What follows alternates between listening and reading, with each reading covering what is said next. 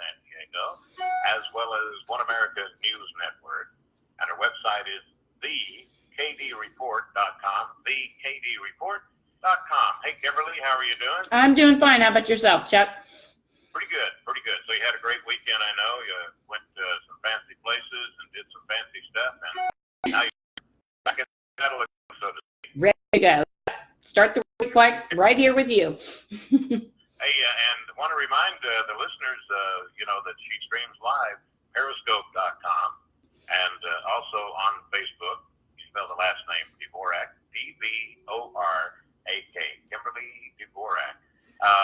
Boy, I'll tell you, last night when I was going through the news, I came across this story, and sure enough, this is your top one, about illegals continuing to rape and murder Americans in Maryland. And once again, it's don't call them animals. All right, they're just the children of MS-13, I guess, right? Yeah. Well, I mean, this is kind of a disturbing story because this actually about a year and a half ago or so completely ripped apart the community in Baltimore, because half of the residents were saying we need to, re-up, or we need to sign on to 287G, which is the legislation that allows local law enforcement to work with federal law enforcement like ICE, especially for all of these crimes, rapes, murders, robberies, you have it.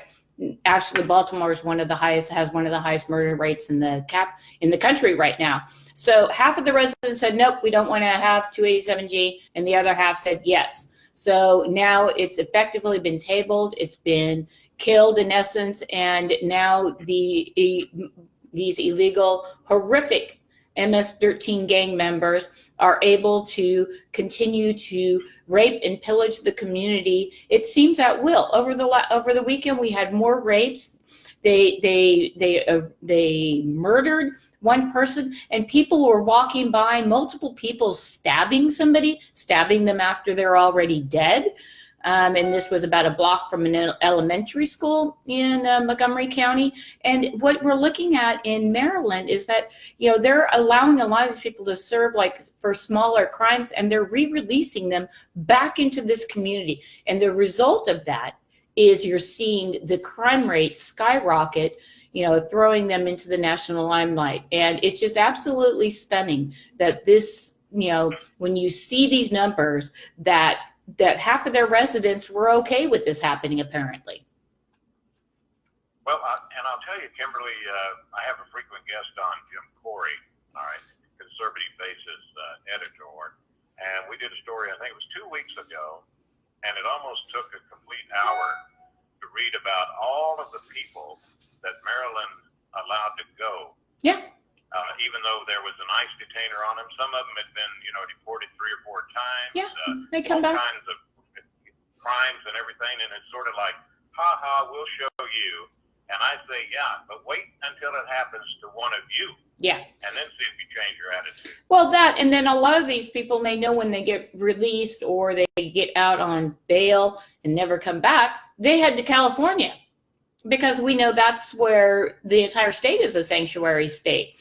So I just, when you look at these horrific crimes that are taking place, I mean, these are preventable crimes, because these are being committed by people who are not only gang members, but they're illegally in the country. And if they were deported and our border was secure, then they wouldn't have been back here to commit those brutal crimes. And to say that maybe another gang member of maybe like the Crips and the Bloods will be doing this, I mean, that's not even in the realm of possibility. These people are going out. I mean, sure, they're killing a lot of different Hispanics and all of that, but don't the people who are in this country lawfully, deserve to actually live and prosper and live freely and feel safe in the communities that they have to live in? Because when they come to this country, they may not be millionaires, and they're here the right way, and they're trying to raise their families. That's the question that is going to be on the ballot in 2020 for a lot of these candidates. And the majority of the Democrats just say, yep, we need to have open society, don't worry about it. Well, communities like Maryland, in Maryland are paying the price. Communities in California are paying the price. And to think that those voters are going to come out and support that, I just find it hard to believe. Yeah. All right. We're going to take a break. We'll be back with Kimberly Dvorak, D-V-O-R-A-K. She is the senior foreign policy advisor for the Committee for Responsible Foreign Policy.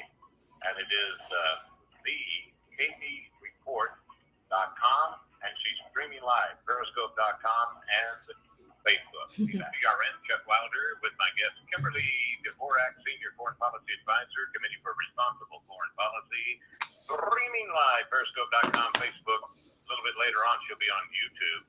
And, it's interesting because I saw this story over the weekend, Kimberly, and they said that the intended victim of this gang-related murder remained under investigation, but the group of individuals that stabbed him to death, they've been conducting their surveillance on him, watching him, and following him. And you said that the victim here was returning home. Half of the suspects attacked him. Then they fled in a car belonging to one of them. And there was something kind of interesting about the car, wasn't there? Well, the interesting thing is they actually were arrested in Mississippi, and they weren't fleeing. They were arrested and picked up on unrelated charges in Mississippi. So I think that, when you look at these people committing the crimes, they're getting away with a lot of different crimes, and they're just fleeing county to county and state to state to outwit American law enforcement, or just law enforcement that's unable to do their job. Like maybe they said, we got to stop that car because I think it was involved in shoplifting. That has nothing to do with ICE, right? Exactly. So we'll stop him. Yeah, really.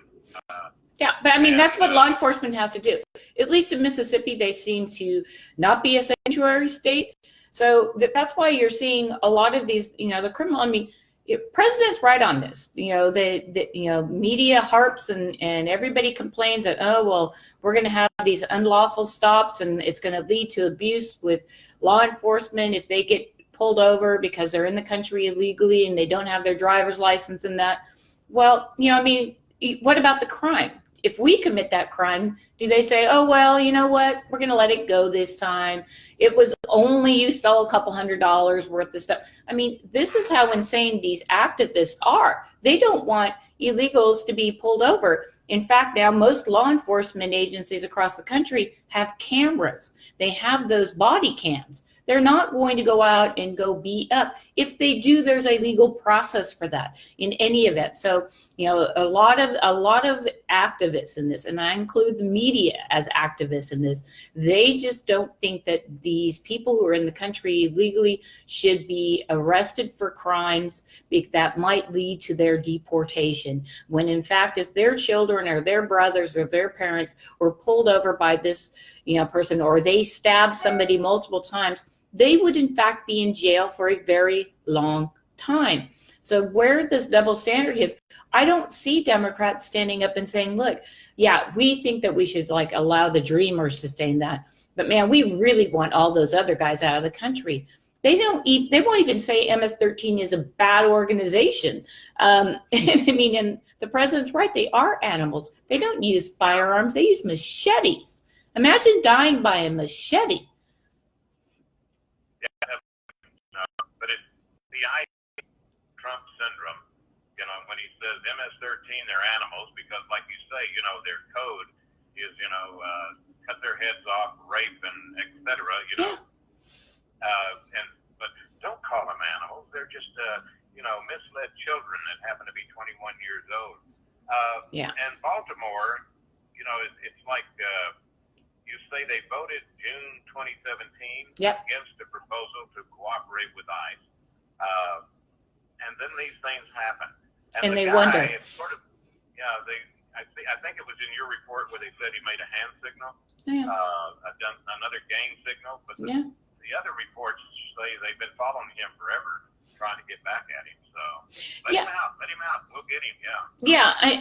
It just boggles the mind. And again, I mean, it's not that they just stabbed and killed somebody.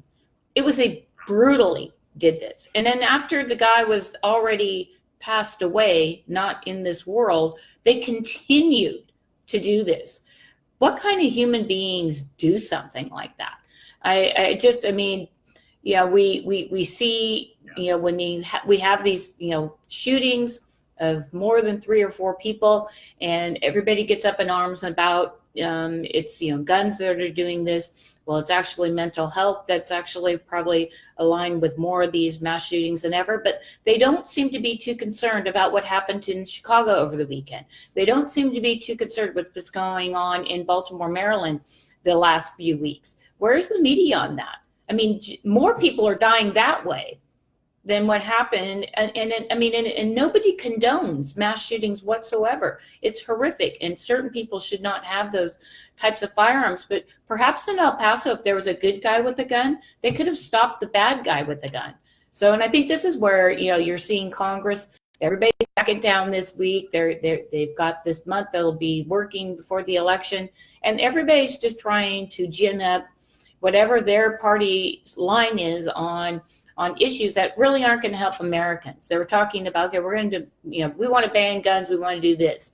Well, I mean, is that really going to create a job or, create wealth in this country right now? We need to impeach the president. Is that really going to help Americans that are struggling right now? No. But nobody wants to vote on anything, and I guarantee you, you will not see a vote that the Congress and the Senate will get together and vote on and get a bill on new gun laws to the President of the United States. You will not see that. You will see the Democrats say, well, the Republicans won't pass in the Senate, so we're not going to do it. And you'll see the Republicans in the Senate saying, well, the Democrats aren't going to do this, so we're not going to do it. And you watch all month, we'll see this play out. And meanwhile, people continue to get killed. Little children getting a really good check and lots of benefits, and the reason the majority of Americans are in the dark is because if they rely on mainstream media, they're not going to badmouth the Democratic-controlled cities and all this stuff going on. And this is where this is where they're happening. The crime's happening in majority Democrat ruled cities. Yeah. And, unless it's Fox or One America News, forget it, or conservative talk on radio, they're just not going to tell you. No. And the other thing is, like you say, is all of this stuff going on in Chicago. Maryland, I think, would like to catch up, but they only get like 4 deaths over the weekend. Chicago, gets 6 or 7. Yeah. They got to practice, I guess. Give them time, I guess. Yeah. That's about an hour from here, so it's not far from where I live. I'll tell you. And it's remember the girl, before we move on to another subject, the girl that the 2 or 3 MS-13 members were thinking that she was going to give them up on a robbery or something, Yeah, so they had to kill her and they knock her head off. Yeah. Yeah, and of course they had to rape her because that's part of the thing too, Yeah. Unbelievable. Just horrific crimes being committed. And again, it doesn't seem like those stories are making the headlines. And those kind of graphics, if Americans were seeing that on the evening news, on national evening news, it does make local evening news because obviously it's the community. But if that was on national news and you saw that, I guarantee you the poll numbers on a lot of these issues would be very, very different. But people generally work full time, have kids to take care of. They don't have time to watch TV. They're not watching the evening news anymore because all it is like, let's hate the president. Let's hate Republicans, and this country is a terrible place to be. And we have way too much white privilege. I mean, you name the topic, that's all they're hearing. Watch that. You don't. You tune it out, and then we have these, little fights inside the Beltway, which will amount to nothing. And getting very hard if you want to find an independent local TV station that's not going to be bashing Trump. I had one of mine I watched out here. I'm not even going to mention the channel. But all of a sudden, you can tell, apparently they got marching orders, from their head corporation. Yeah. Look, you're not the big daddy on this network, but you're one of our little affiliates. So you got to stop. You just got to get on Trump. You're not doing enough on Trump, So okay. Mm-hmm. And now you just figure it out, right? They used to have really nice weather, but you can't even hang on for that. Yeah. Hey, China's stealth war strategy, why it's working. Another great report from Kimberly Dvorak. Let's talk about this one, shall we? Yeah. I think, when you look at national security and we look at the overall picture here, China has really, and as a country, they're very good at having other countries do their bidding. You don't see China sending their troops, their military forces to the Middle East. You don't see them sending to even within Asia. They're actually having all these other countries doing their bidding, and at an American cost, of course, because we're actually the ones that are paying for all of this. And China is doing a very good job of breaking this country financially.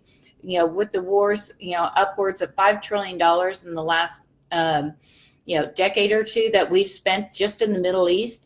Their economy is slowing down and is very much government controlled and all of that, but they're not in debt whatsoever. In this country, we're sitting up now to 21 or $22 trillion in debt, and that will come at a cost here eventually. So China is allowing this country to kind of, shoot themselves in the foot, death by 1,000 paper cuts. And, and while they come along over here and they buy a company and they'll pack it up, they'll photograph it, they make sure they put everything away. And then when they ship it over to their country, they put it back together the identical way. And they're stealing a lot of our intellectual property on these. And the United States seems to be content, or at least it has been the last 15 years, to allow China to continue and conduct these practices. And the president has lately said, we're going to put tariffs on China. A lot of economists in this country said that's like the wrong thing to do. You can't do this. It's going to cost, Americans aren't going to be able to buy 3 big screen TVs. They'll only be able to get that 1 big screen TV. But what people don't understand is we're not dependent. Our economy moved away from a manufacturing and self-sustaining economy to a more service-oriented economy. And China's like, please do that, because when you need rare earth minerals to put in your new cell phones or your satellite technology, you're going to have to come to us for that. And go ahead and spend all your money on all these wars. And when you have terrible disasters that happen in your country, you won't have money to rebuild your infrastructure. And you can kind of see where I'm going with this point. China is indeed one of our greatest enemies, but we're not doing anything to stop them from being our greatest enemy. Well, and in the Democrats, especially Joe Biden, all right, gets up there and he makes statements about China, no big deal, I can deal with China, boy, he's making a big deal out of nothing, blah, blah, blah, blah, blah. And right now they're hammering about something Trump did, all right, with one of the private jets or something like that. We got to look into this, da-da-da-da-da. But isn't it amazing that when Biden was vice president, he took Air Force 2 and flew his son to China to make a special business deal where his son ended up getting, millions of dollars or whatever. But then again, it's the double standard. Yeah. Really. And sooner or later, I think the majority of Americans are going to wake up. Well, I think so. I think on this issue, the energy is a great example of how America was hindered by legislation that we can't, frack, we can't get oil out of the ground, we can't, produce energy at the levels that we need. Well, all of those things have kind of loosened up, and now the United States is a net exporter in energy. But people were saying all along that, oh my gosh, if we don't do that, if we don't buy the oil from Saudi Arabia, the gas prices are going to go up here in America, and Americans aren't going to be able to go, to the grocery store anymore. I know that's a little over exact, example there, but something that event. Once America gets back to being self-sustaining, like we can completely grow our own food instead of, farming it out to South America, Central America, and Mexico, that will be beneficial. That, the fact that we can reopen manufacturing plants. We need to get back to, with the lack of a better term, America first, putting Americans to work so we can be self-sustaining, because we don't want to be victim to any terrorist plots. But if we are here in America and we have secure borders north and south, and we can completely take care of ourselves, why are we in the Middle East? And how are those terrorists going to get here? Are they going to swim? Are they going to get in the ocean and swim, and we're not going to see them get here? And I think this is where the president gets frustrated. And Americans don't understand the nitty gritty and the in the weed stuff of the economics of this. But in the end, once all of this trade and these new deals go through, and we have bilateral trades and not trades just everybody with the World Trade Organization, and everybody takes advantage of the U.S. Once we get back to the way we used to do business, we'll be self-sustaining, more Americans will be employed, and we'll be able to start paying down our debt and not rely on any other countries and have to go to war for them or have to help them out financially, because we'll be able to create this part of the world where we're at and start helping Mexico, South America, and Central America be better countries and maybe join Canada in being that type of economy. That will happen if we focus here. But as we continue to focus all over, nobody looks at China for the most part. And China is laughing at us going, you guys are going to be broke. You're going to be militarily spent. And we're going to be able to, in essence, take over the largest economy without firing a shot, because you guys were such idiots that you allowed us to buy your businesses, steal your intellectual property, and allow you to go bankrupt. I mean, whose fault is that? That's America's, and we need to focus on that if we want to move forward. And coming up on our break, and you also have to remember, listeners, that right now China has 98% of the world's rare earth minerals. These are the ones they use to develop your TVs and your smartphones and stuff like that. So, yep. And they're stealing the technology, like Kimberly said. We're going to take a break, be back. Kimberly Dvorak, a lot of different things, right? Yeah, based on that, yeah. They're using, technology like when we did the Bin Laden raid and the stealth helicopter went down. It was actually the Pakis actually sold sold parts of that plane that didn't get destroyed to China. Or the helicopter to China. And, right now you've got national security advisors and people that are near the president saying that we need to start building up our forces in and around Japan and in Asia, continue with our forces in Okinawa. But you have to question that, why are we doing that? I mean, I think these people are, they're supposed to be our friends. I mean, the small area where all of these troops are, all it takes is, how long could they sustain an attack in Okinawa? Really, if the Chinese or the Japanese decide they're going to go after our guys, it would probably last less than an hour. They have arsenal enough that they could, wipe us out. So why are we keeping boots on the ground over there? I think that's a big question, and that's a big money drainer for the United States. Plus, South Koreans, we rent things out from them, so they're getting money in rent like we do in Germany. And also, just to kind of keep a thought that John Bolton has been trying, and a lot of the other folks at National Security have been trying to get the president to push for other Asian countries to host U.S. defense missiles, and nobody in the Asia region really wants to do so.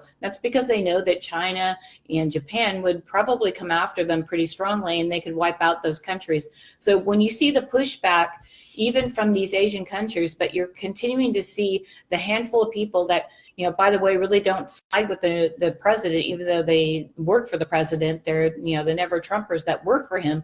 It's time for the president to start taking a good hard look at what his foreign policy team is doing. Most likely they need to be replaced. And it's really alarming when even our allies won't even help out the United States military on this front. It's probably because it's a losing opposition, and we should not even go anywhere near that. It's time. America wants to rebuild this country. They want us to move on, and we can do so. We're literally an island in between a lot of other dangerous places. Hard for them to get to us. So that's what we need to be concerned about. And China's watching us like we're just cutting ourselves with the paper. Like I said, it's a death by 1,000 paper cut. China's laughing. They're laughing. They thought it was going to take 50 years. It's probably going to take 20. So this is why we need to see the president start putting his foreign policy team together that's actually going to follow his ideas and what's going to be good for the country. Yeah, and then on top of all of that, about a minute left, we have the Camp David Taliban canceled peace talks, and the swamp is deeper than you think, I guess. It is. It's very deep. very deep. And I mean, I just don't think most Americans see it. We see the minutia of it here.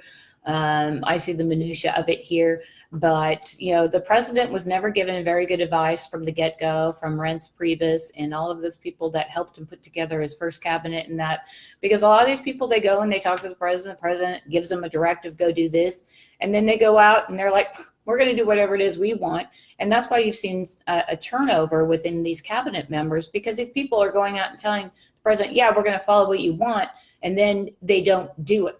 And there's really, I don't think, any reason for us to work with the Taliban and negotiate with them. We just need to leave Afghanistan, because if we don't, it's what broke Russia. Russia is broken because of Afghanistan. Kimberly Dvorak, Senior Foreign Policy Advisor, Committee for Responsible Foreign Policy, One American News Network, CW News San Diego, and it is the KD Report.